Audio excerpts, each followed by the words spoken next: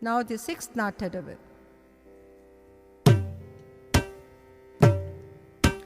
Gudai yum guda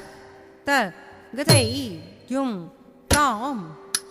gudai yum guda ta gudai yum tom gudai yum guda ta gudai yum tom gudai yum guda ta gudai yum tom